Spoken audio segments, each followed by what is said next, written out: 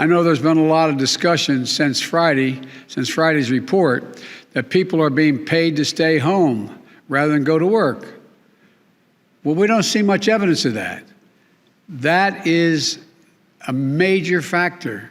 We don't see that. Look, it's easy to say, the line has been, because of the generous unemployment benefits, that it's a major factor in labor shortages. Third, the employers bring back laid-off workers. To help them do that, we're going to remind them that there is some programs they can take advantage of. For example, employers can hire back their laid-off workers part-time without those workers having to give up all their unemployment benefits. We're going to make it clear that anyone collecting unemployment who is offered a suitable job must take the job or lose their unemployment benefits. Again, the law is clear. If you're receiving unemployment benefits and you're offered a suitable job, you can't refuse that job and just keep getting the unemployment benefits. President, if you can't protect critical infrastructure from a criminal actor, how can you possibly protect it from a state actor? We can do both, and we will. Do you think Russia is involved at all implicitly with that attack? I'm going to be meeting with President Putin, and so far there is no evidence from our intelligence people that Russia is involved, although there is evidence that the actor's ransomware is in Russia. They have some responsibility to deal with this. Thank you. You decided who will get the AstraZeneca doses, Mr. President? Good afternoon. Excuse me. I'd like to start by saying a few words about the ransomware cyber attack currently impacting Colonial Pipeline. This is something that our administration, has been tracking extremely carefully, and I have been personally briefed every day. The Department of Energy is working directly with Colonial to get the pipelines back online and operating at full capacity as quickly and safely as possible. The FBI also is engaged to assess and address this attack. The agencies across the government have acted quickly to mitigate any impact on our fuel supply.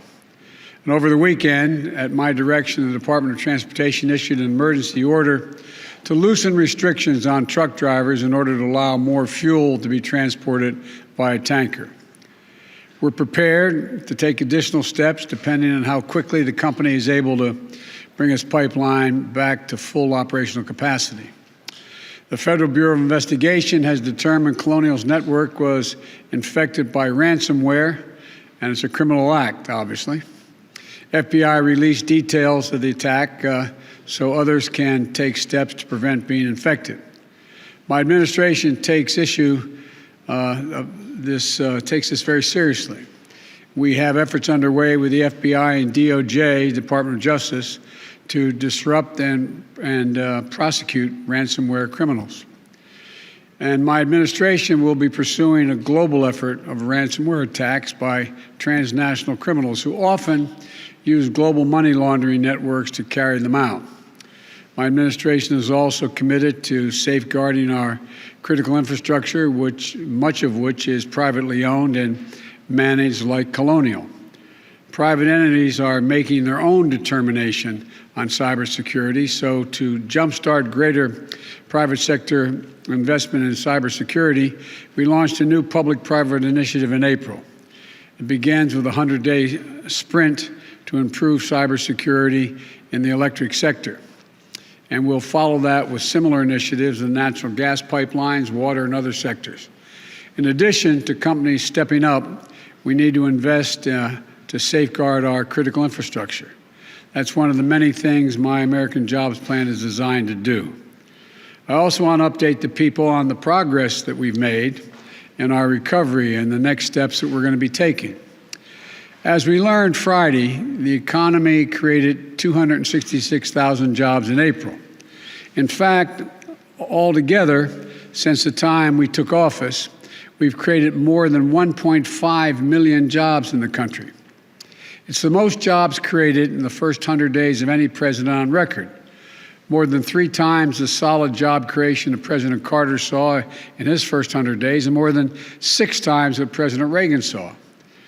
In the 3 months before I got here, our country was creating roughly 60,000 jobs a month. In the 3 months since we've gotten here, we've been creating on average 500,000 jobs per month. In the first quarter, our economy grew at 6.4% rate, outpacing the growth we're seeing from our friends in the Eurozone. Because of the American Rescue Plan, forecasters are projecting we'll see the fastest economic growth in nearly 40 years in the months to come. We're moving in the right direction. So let's be clear. Our economic plan is working. I never said, and no serious analyst ever suggested, that climbing out of the deep, deep hole our economy was in would be simple, easy, immediate, or perfectly steady. Remember, 22 million Americans lost their jobs in this pandemic.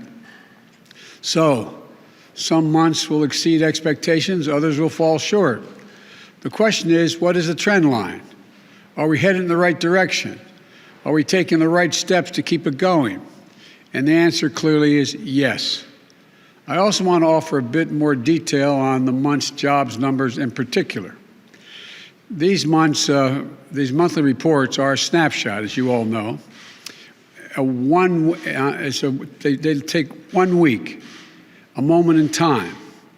Since this snapshot was taken around the week of April the 12th, since then, COVID-19 counts are down by more than 40% since then.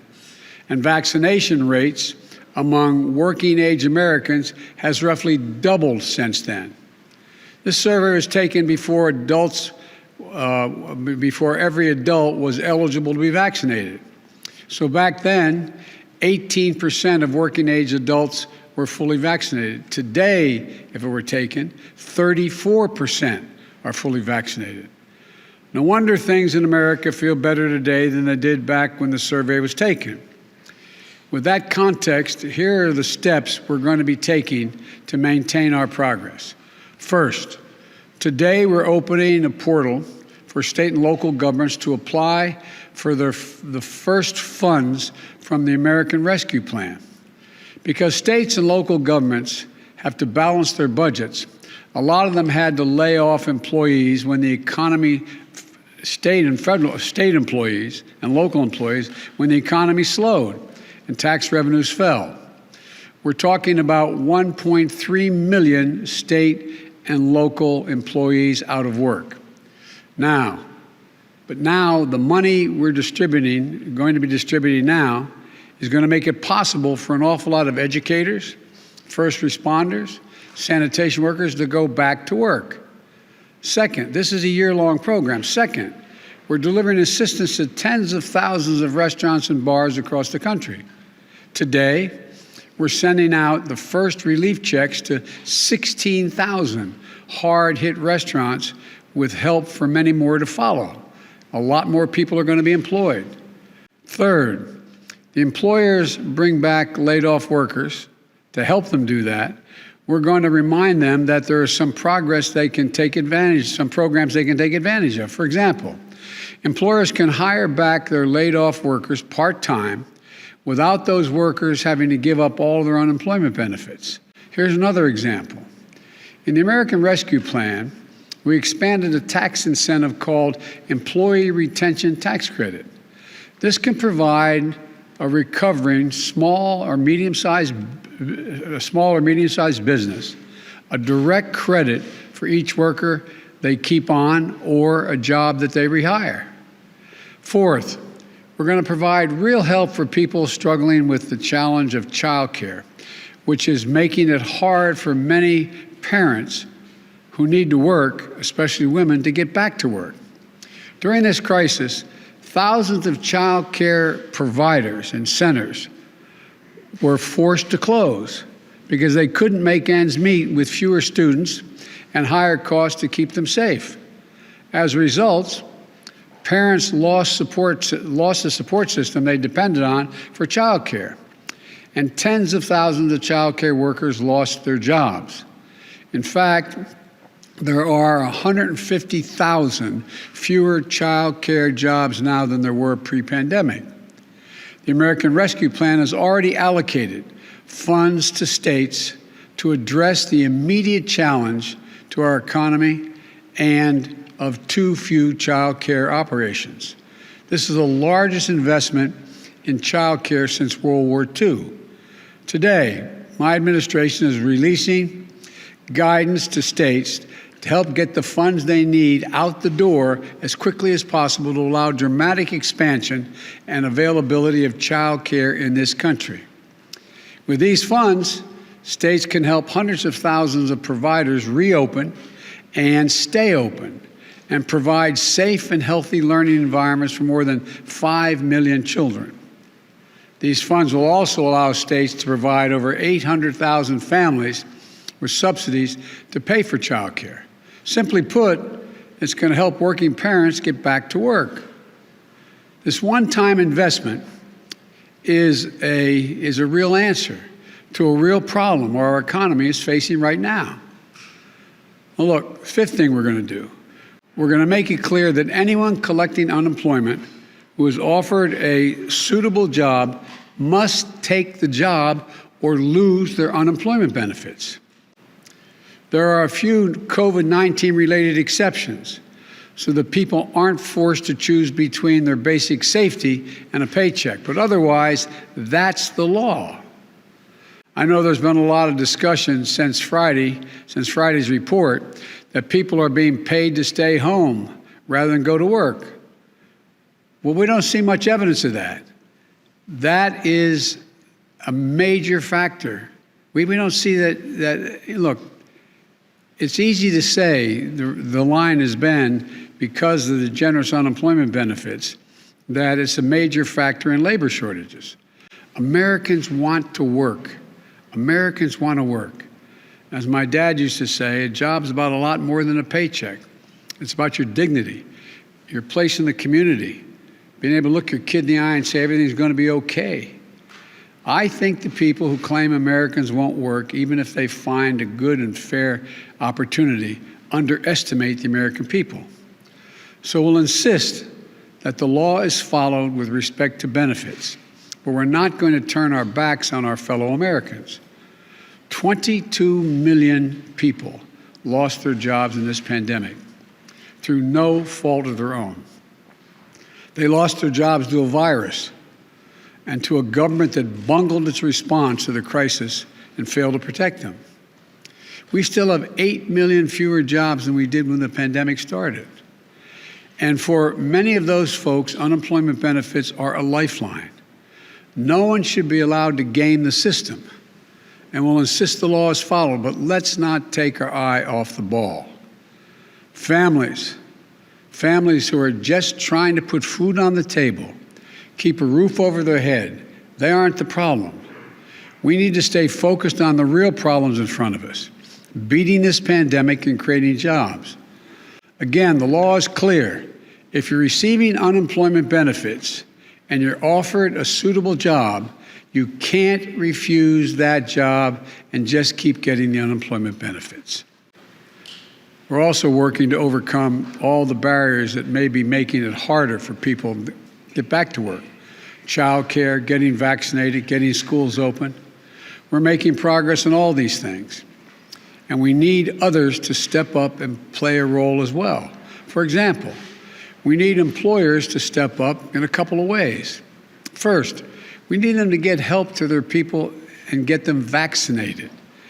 2 weeks ago, I announced that we will provide a tax credit to employers if they give workers paid time off to get a shot and recover from the effects of the side effects, if there are any. Our economy can't achieve its full potential until we get more people vaccinated. Employers can help that. We also need to recognize that people will come back to work if they are paid a decent wage. The last Congress, before I became president, gave businesses over $1.4 trillion in COVID relief. Congress may have approved that money, but let's be clear, the money came from the American people. And it went from the American people to American businesses, many of them big businesses, to help them get through this pandemic and keep their doors open. I'm not questioning it. It was the right thing to do.